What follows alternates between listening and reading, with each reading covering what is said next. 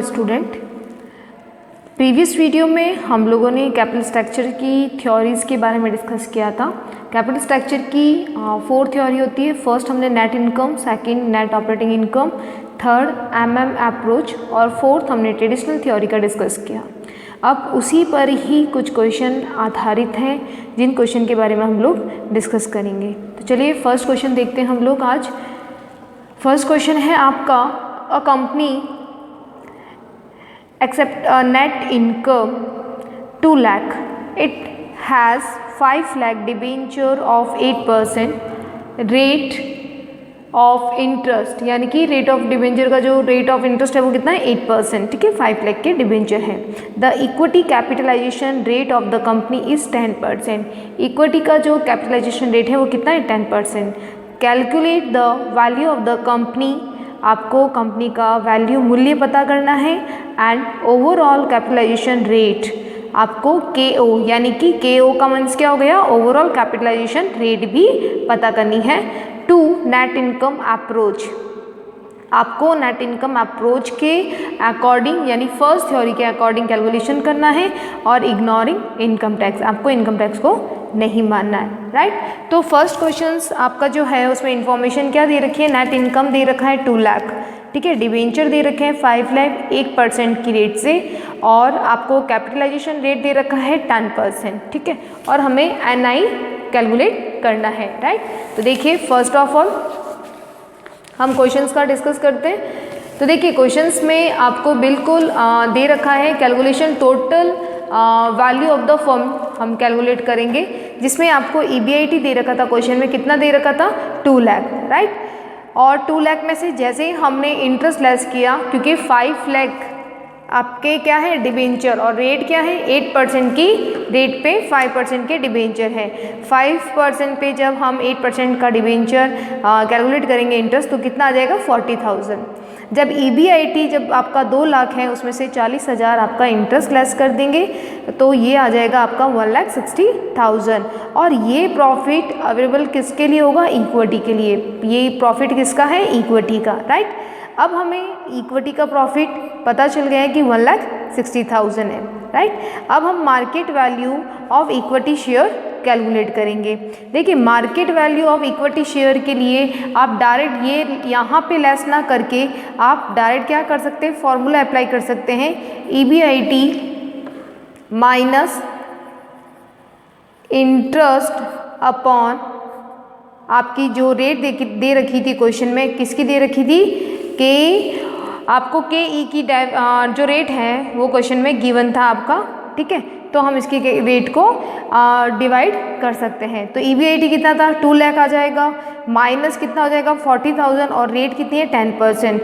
तो हम डायरेक्ट ऐसे भी लिख सकते हैं 2 लाख माइनस 40,000 जो हमने इंटरेस्ट कैलकुलेट किया है, और अपॉन कर देंगे 10%।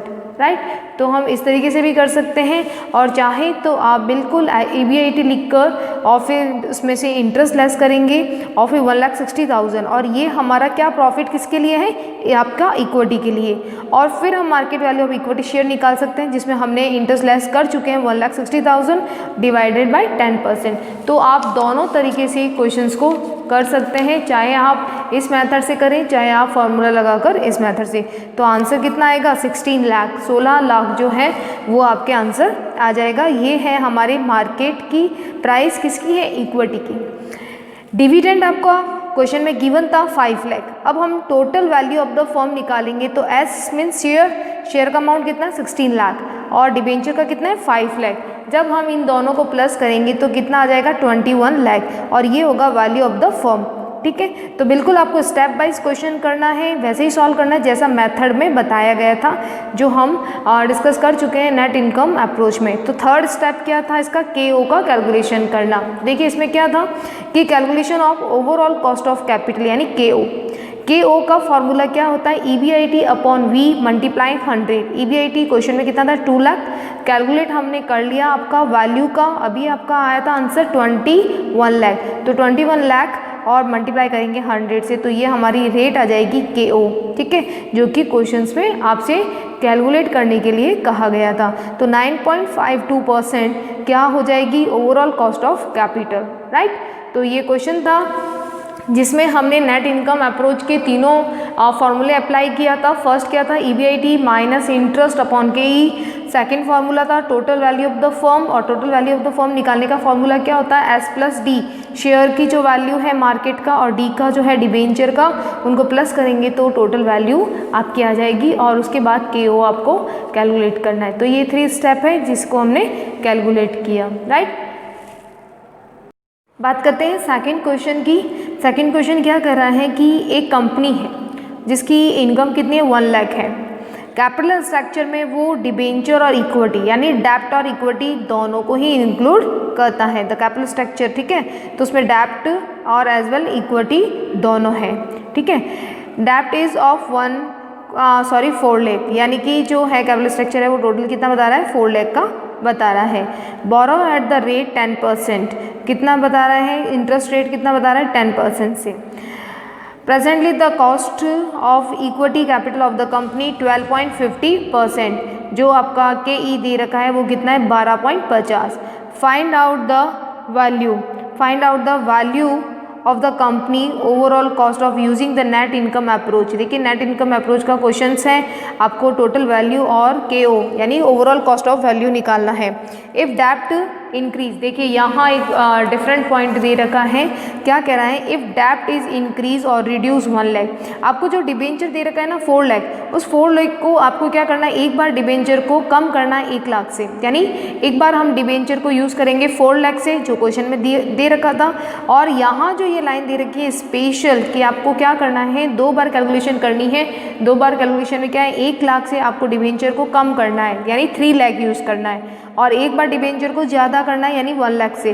तो जो 4 लाख है उसमें एक बार हम प्लस कर देंगे 5 लाख हो जाएगा, ठीक है। और एक बार 4 लाख में से 1 लाख लेस कर देंगे तो 3 लाख हो जाएगा। तो 3 स्टेप या 3 टाइप से हमें इस क्वेश्चन को सॉल्व करना है। What will the effect of value of the company and overall cost of capital as per the net income approach, यानी कि ऐसा करने पर आप देखिए कि वैल्यू और कॉस्ट ऑफ जो आपका KO है उससे क्या इफेक्ट आता है आपके इस कैपिटल स्ट्रक्चर में, ठीक है। तो ये हमारा एक क्वेश्चन था जो कि 1 लाख इनकम दे रखा है, कैपिटल स्ट्रक्चर दे रखा है जिसमें डेप्ट इक्विटी दोनों यूज़ किया जा रहा है, और 4 लाख क्या है, आपका डिबेंचर का वैल्यू है। और क्वेश्चन को 3 टाइप से सॉल्व करना है, आपको डिबेंचर को एक बार रिड्यूस करना है, एक बार डिबेंचर को इंक्रीज करना है, और नेट इनकम अप्रोच के बेस पे इस क्वेश्चन को सॉल्व करेंगे। तो चलिए इस क्वेश्चन को सॉल्व करते हैं सेकंड क्वेश्चन को, जो कि क्या कह रहा था हमारा, देखिए 4 लाख से आपको बढ़ाना है, 4 लाख से एक बार 4 लाख जो है उसके अकॉर्डिंग करेंगे, और एक बार हम 1 लाख का रिड्यूस करेंगे और 1 लाख को इंक्रीज करेंगे, राइट। तो देखिए क्वेश्चन हमें सबसे पहला बनाना है statement showing the value of company and overall cost of capital. तो देखिए KO हमें कैलकुलेट करनी है और वैल्यू निकालनी है कंपनी की, तो 2 कैलकुलेशन करनी थी, वैल्यू की और KO की, राइट। बात करते हैं इस क्वेश्चंस की आगे। देखिए पहले तो आपको 4 लाख का तो एग्जिटिंग दे रखा है, ठीक है। तो जो प्रेजेंट सिचुएशन है वो तो 4 लाख आपका डिबेंचर है। व्हेन डेप्ट इज इंक्रीज, 1 लाख से हमको इंक्रीज करना है। अब 4 लाख में आप क्या जोड़ेंगे, 1 लाख यानी 1 लाख को ऐड करना है, तो क्या हो जाएगा 5 लाख। तो एक बार डिबेंचर को इंक्रीज बेस पे हम कैलकुलेट करेंगे और एक बार डिक्रीज। तो व्हेन डेप्ट इज रिड्यूस, 1 लाख से रिड्यूस कीजिए, किससे, 4 लाख के डिबेंचर दे रखे हैं क्वेश्चन में, एक बार इसको 1 लाख से माइनस कर दीजिए, कितना हो जाएगा 3 लाख। तो ये 3 सिचुएशन से हमें क्वेश्चन को सॉल्व करना है, और तीनों से हमें वैल्यू ऑफ द फर्म और आपका टोटल जो ओवरऑल कॉस्ट ऑफ कैपिटल है उसकी कैलकुलेशन करेंगे। चलिए स्टार्ट करते हैं इस क्वेश्चन को। फॉर्मूले अभी हमने जो फर्स्ट क्वेश्चन सॉल्व किया था बस बिल्कुल वैसा ही है क्वेश्चन, ठीक है। तो देखिए EBIT दे रखा है 1 लाख 1 लाख 1 लाख, तीनों के लिए कॉमन दे रखा है, ठीक है। लेस करेंगे इंटरेस्ट। अब देखिए इंटरेस्ट जब आप लेस करेंगे तो ध्यान रखिएगा कि 10% इंटरेस्ट रेट दे रखा था डिबेंचर का, तो यहाँ फर्स्ट सिचुएशन में डिबेंचर कितने हैं 4 लाख, तो इंटरेस्ट कितना होगा 4 लाख मल्टीप्लाई 10%, तो कितना आ जाएगा 40,000।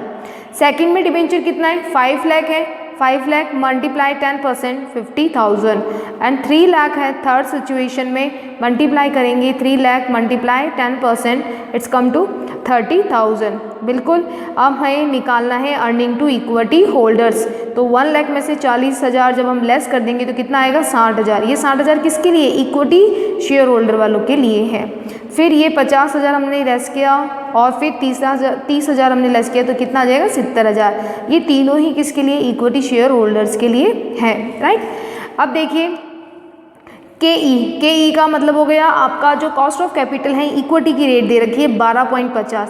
तीनों सिचुएशन के लिए कॉमन है 12.50, 12.50 और 12.50। बिल्कुल market value of equity share holder की निकाल दीजिए।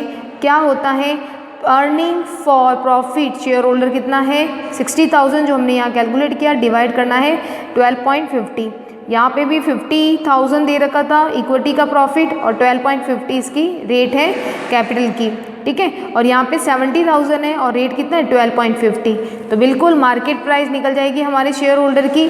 तो ए फर्स्ट की कितनी लगेगी 4,80,000, सेकेंड की कितनी निकलेगी 4 लाख और थर्ड का कितना निकलेगा 5,60,000। डिबेंचर दे रखे हैं, वही डिबेंचर यूज़ करने जो हमने ऊपर लिखे हैं आपके। 4 लाख इसमें आएगा, 5 लाख इसमें और 3 लाख इसमें आएगा। जब इन शेयर होल्डर की और डिबेंचर की वैल्यू को ऐड कर देंगे तो कितना आ जाएगा, value of the firm 8,80,000, second का आ जाएगा 9 लाख और थर्ड का आ जाएगा 8,60,000। ओवरऑल कॉस्ट ऑफ कैपिटल का फॉर्मूला क्या होता है, EBIT मल्टीप्लाई 100 अपॉन V। तो हमने यहाँ पे EBIT कितना है 1 लाख मल्टीप्लाई 100 और वैल्यू कितनी है 8,80,000। सॉल्व करेंगे 11.36% आ गया। फिर हमने जब इंक्रीज़ किया डिबेंचर को ज़्यादा यूज़ किया तो कितना आता है कॉस्ट आपकी 1 लाख मल्टीप्लाई 100 अपॉन 9 लाख तो 11.11%। और जब हमने डिबेंचर को रिड्यूस कर दिया था, कम किया, तब हमारी रेट कितनी आ रही है 1 लाख अपॉन 8,60,000 मल्टीप्लाई 100। तो देखिए कितनी आ रही है 11.60%। तो सिंपल है कि जब हमने डिबेंचर को बढ़ाया तो आपका ओवरऑल कॉस्ट ऑफ कैपिटल क्या हो रही है 11.11% आ रही है। तो ये डिफरेंट आ रहा है। वैल्यू ऑफ द फर्म देखिए यहाँ पे 8,80,000 है और यहाँ पे हमारी वैल्यू ऑफ द फर्म क्या हो रही है, बढ़ रही है, 9 लाख हो रहा है। और जब हमने रिड्यूस किया डिबेंचर को 3 लाख करके जब सॉल्व किया तो 8,60,000 आ रहा है। तो देखिए value of the firm 9 lakh बढ़ रहा है और यहाँ पे ओवरऑल कॉस्ट ऑफ क्या हो रही है, वो भी कम हो रही है। तो देखिए जब हम डिबेंचर को 1 लाख से बढ़ाते हैं तब वैल्यू भी बढ़ रही है और कॉस्ट ऑफ जो कैपिटल है, वो जो लागत होती है पूंजी की, वो ओवरऑल क्या हो रही है, कम हो रही है। तो 11.11%, राइट। तो ये हमने इसको सॉल्व करके इसका इफेक्ट बताया, राइट। बात करते हैं नेक्स्ट क्वेश्चन की। नेक्स्ट क्वेश्चन क्या कह रहा है, given the financial data of company A limited and B limited, calculate the value of both company using net operating income approach. A और बी की कुछ इन्फॉर्मेशन गिवन है आपको। EBIT दे रखा है, ए का 1,50,000, बी का कितना है 1,50,000। डिबेंचर दे रखे हैं, ए के आपके 4 लाख पर बी में कोई भी डिबेंचर नहीं है। बात करते हैं रेट का। रेट ए का दे रखा है 10% और बी का कोई भी रेट नहीं है। क्यों नहीं है, क्योंकि देखिए ए के डिबेंचर है और डिबेंचर की रेट 10% है, राइट। तो ये रेट जो दे रखा है वो किसका है, डिबेंचर का रेट है। इक्विटी कैपिटलाइजेशन रेट दे रखा है 50% और सबसे इंपॉर्टेंट है कॉर्पोरेट टैक्स दे रखा है 35%। 35% कॉर्पोरेट टैक्स। हम कॉर्पोरेट टैक्स को किस में इंक्लूड कर रहे थे, जब हम MM थ्योरी अप्रोच कैलकुलेशंस कर रहे थे, राइट। तो अनलिवरेड और लिवरेड कंपनी की इन्फॉर्मेशन है। अनलिवरेड कंपनी कौन सी होती है, जहाँ पे डिबेंचर के यूज़ नहीं होते हैं। तो बी आपकी क्या हो जाएगी, बी आपकी है अनलिवरेड, ठीक है। बी कौन सी हो जाएगी, अनलिवरेड कंपनी यानी कि बिना उत्तोलक वाली कंपनी। और ए कौन सी हो जाएगी, लिवरेड कंपनी, क्योंकि ये डिबेंचर का यूज़ करती है, ठीक है। तो ये हो जाएगी आपकी लिवरेड कंपनी। तो चलिए इसकी कैलकुलेशन करते हैं। ये हमें लिवरेड अनलिवरेड का इन्फॉर्मेशन गिवन दे रखा है और कॉर्पोरेट टैक्स दे रखा है। तो हमें फार्मूला कौन सा लगाना है, MM थ्योरी में जब हम फार्मूला लगाते हैं अनलिवरेड और लिवरेड कंपनी का, उसी बेस पे ये क्वेश्चन सॉल्व होगा। तो देखिए क्वेश्चन को सॉल्व करते हैं हम लोग। सबसे पहला दे रखा है, आपको पता होगा value of company. Value of company A क्या है, वैल्यू ऑफ कंपनी ए है, इट इज़ अ लिवरेड, ठीक है। क्योंकि वो क्या है, लिवरेड क्यों है, क्योंकि डिबेंचर का यूज़ करती हैं। जबकि value of the company B, it is unlevered company. ये अनलिवरेड क्यों है, क्योंकि ये डिबेंचर का यूज़ नहीं करती है, क्वेश्चन में दे रखा था। बात करते हैं बी का, value of the company unlevered. Formula क्या था, EBIT 1 - T क्या फॉर्मूला था, EBIT 1 minus T upon KE का मतलब जो कॉस्ट है इक्विटी की उनकी, उसके बारे में। तो देखिए EBIT कितना दे रखा है 1,50,000, 1 दे रखा है, टैक्स रेट अभी आपको कॉर्पोरेट टैक्स दे रखा था, कितना दे रखा था 35%, तो बिल्कुल यहाँ पे 1 माइनस 0.35 आ जाएगा। तो 1,50,000 से हम मल्टीप्लाई करेंगे 0.65 का, ठीक है, क्योंकि 1 में से माइनस हो गया है क्या 0.35, अपॉन करना है 15% KE का दे रखा था कैपिटलाइजेशन रेट, तो यहाँ पे हमने क्या किया 0.15 कर दिया इसे, ठीक है। फिर इसकी कैलकुलेशन करेंगे तो कितना आ जाएगा आपका, जो अनलिवरेड कंपनी है जो कि B थी, उस B का कितना आ जाएगा 6,50,000, और जो वैल्यू ऑफ A है यानी कि जो कि क्या थी लिवरेड कंपनी है, जो कि डिबेंचर को मानती है, तो 6,50,000 फॉर्मूला क्या था हमारा VU यानी कि वैल्यू ऑफ अनलिवरेड, प्लस क्या था फॉर्मूला जो डिबेंचर का वैल्यू था और उसको मल्टीप्लाई कर रहे थे T से, ठीक है। तो इससे हमारा आंसर निकल जाएगा कौन सा, जो कंपनी वैल्यू है किसका लिवरेड कंपनी का, तो 6,50,000 लिख देंगे हम अनलिवरेड का, प्लस करेंगे डिबेंचर कितने दे रखे क्वेश्चन में 4 लाख, ठीक है, और आपको रेट कितनी दे रखी थी 35% टैक्स की दे रखी है। ध्यान रखिएगा यहाँ पे 1 माइनस नहीं है, यहाँ पे डायरेक्ट T है यानी टैक्स रेट है, तो 0.35 डायरेक्ट आएगा।